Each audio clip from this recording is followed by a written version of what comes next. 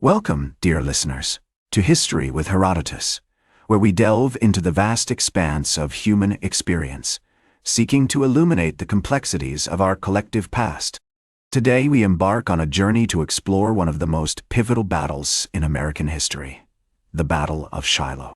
This clash of arms, which took place in the spring of 1862, would prove to be a turning point in the American Civil War, testing the mettle of two great armies and forever altering the trajectory of a nation. As we venture into the origins of this fateful encounter, let us first set our sights on the rolling hills and verdant forests of southern Tennessee, where the battle would eventually unfold. The year is 1861, and the Civil War has just begun to cast its long shadow across the American landscape. The Confederate States of America, having seceded from the Union, are seeking to establish their independence, while the United States government, under the leadership of President Abraham Lincoln, is determined to preserve the unity of the nation. In this tumultuous context, two key figures emerge as central to our narrative: Ulysses S. Grant, a relatively unknown Union general at the time, and Albert Sidney Johnston, a seasoned Confederate commander. On November 7, 1861, Grant led a successful expedition against Confederate forces at Belmont, Missouri, demonstrating his military prowess and setting the stage for future conflicts in the region. Meanwhile, the Confederacy was busy fortifying its positions in southern Tennessee, with General Gideon Pillow overseeing the construction of earthworks and fortifications along the Cumberland River. The strategic town of Fort Donelson, situated on the river's western bank, became a crucial stronghold for Confederate forces, controlling access to the Ohio River and the vital trade routes that flowed through it. As winter gave way to spring in 1862, the armies began to stir once more. On February 6, 1862, Grant's Union forces captured Fort Henry, located on the Tennessee River, marking a significant victory for the North and paving the way for a deeper push into Confederate territory. The fall of Fort Donelson soon followed, with Grant's troops breaching the Confederate defenses on February 16, 1862. The Confederate Army, now under the command of General Johnston, regrouped at Corinth, Mississippi, a small town nestled in the northeastern part of the state. Here, they began to assemble a large force, intent on challenging the Union Army and reclaiming lost territory. The stage was set for a great confrontation, as Grant's army, now stationed at Pittsburgh Landing, Tennessee, prepared to face the gathering Confederate forces. On March 14, 1862, Confederate forces under the command of General John Breckinridge engaged Union troops near the town of Monterey, Tennessee, in a minor but telling skirmish that foreshadowed the larger conflict to come. The clash marked one of the first encounters between the two armies in the region and served as a precursor to the bloodier battles that would soon follow. As the days passed, tensions escalated, and the atmosphere grew thick with anticipation.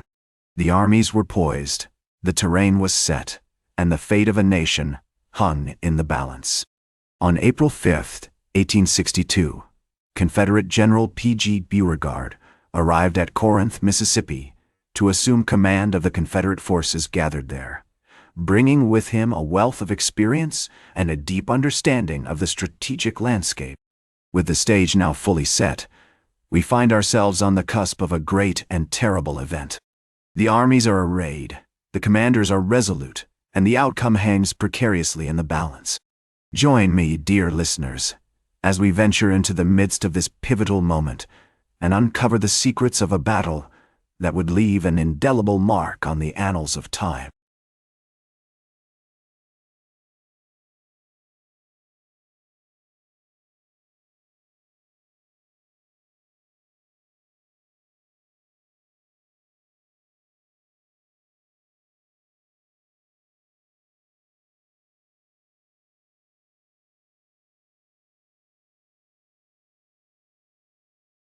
Welcome back to History with Herodotus, where we're exploring the pivotal Battle of Shiloh, a clash of arms that would prove to be a turning point in the American Civil War.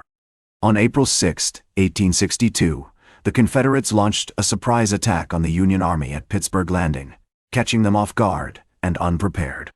The battle raged on for hours, with both sides suffering heavy casualties. The Union lines wavered, but ultimately held firm, thanks in large part to the bravery and quick thinking of General Ulysses S. Grant. As the day wore on, the Confederates continued to push forward, but their advance was slowed by the dense underbrush and rugged terrain of the Tennessee countryside. Meanwhile, Grant's army regrouped and counterattacked, driving the Confederates back and reclaiming lost ground. One of the most significant events of the battle took place at a small church called Shiloh Meeting House, where a fierce fight erupted between Union and Confederate forces. The church, which stood at the crossroads of two main roads, became a key strategic location, with both sides vying for control. The fighting was intense, with soldiers on both sides suffering heavy losses. Despite being outnumbered, the Confederates fought valiantly, but ultimately, they were unable to break through the Union lines. As night began to fall, the battle subsided, and both armies dug in for a long and bloody fight. The next day, April 7, 1862, the Union Army launched a massive counterattack, driving the Confederates back and reclaiming lost ground.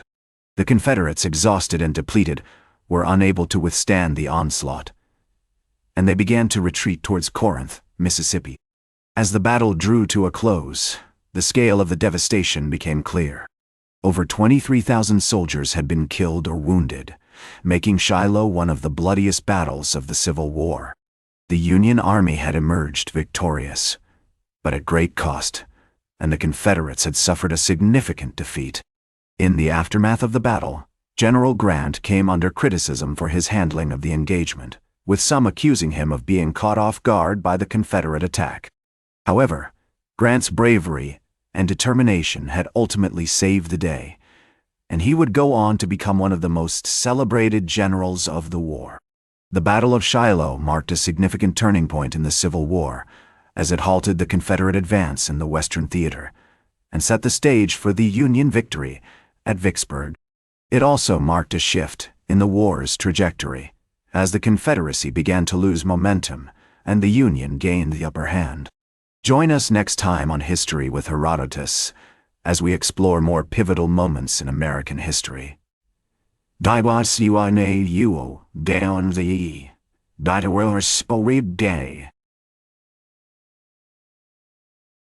Welcome back to History with Herodotus, where we're exploring the pivotal Battle of Shiloh and its aftermath. As the dust settled on the battlefield, the true extent of the devastation became clear. The Union Army had emerged victorious, but at a great cost.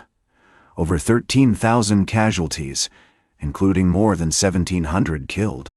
The Confederates had suffered even heavier losses, with estimates ranging from 10,000 to 11,000 casualties. In the days and weeks that followed, the armies tended to their wounded and buried their dead. The small town of Pittsburgh Landing was transformed into a massive hospital, with makeshift medical facilities set up in homes, churches, and tents. The Union Army's medical corps worked tirelessly to treat the wounded, but the scale of the casualties was overwhelming. As news of the battle spread, it sent shockwaves throughout the nation. The sheer scale of the bloodshed and destruction stunned the public, and many began to realize that the war would be longer and more brutal than they had initially thought. The Battle of Shiloh marked a turning point in public perception, as the romanticized notion of war gave way to a grim reality. In the aftermath of the battle, General Ulysses S. Grant faced intense scrutiny for his handling of the engagement. Some critics accused him of being caught off guard by the Confederate attack, while others questioned his decision to launch a counterattack on the second day of the battle. Despite these criticisms, Grant's reputation as a skilled and determined commander remained intact, and he would go on to play a crucial role in the Union's ultimate victory. The Confederacy, on the other hand, struggled to come to terms with the defeat at Shiloh. The loss was a significant blow to their strategy in the Western Theater, and it marked a turning point in the war's trajectory. The Confederate Army would never fully recover from the losses suffered at Shiloh, and the battle set the stage for the Union's eventual victory at Vicksburg. In the months that followed, the Union Army continued to push deep into Confederate territory, eventually capturing the strategic city of Corinth, Mississippi. The Confederacy was forced to regroup and reassess its strategy, but the momentum had shifted irreversibly in favor of the Union. As we look back on the Battle of Shiloh, we're reminded of the bravery and sacrifice of the soldiers who fought and died on those bloody fields. Their legacy lives on, a testament to the enduring power of courage and determination in the face of overwhelming adversity. As the great historian Shelby Foote once wrote, the Battle of Shiloh was a harbinger of the terrible things that were to come, a warning that the war would be long and brutal, and that the nation would be forever changed by its outcome.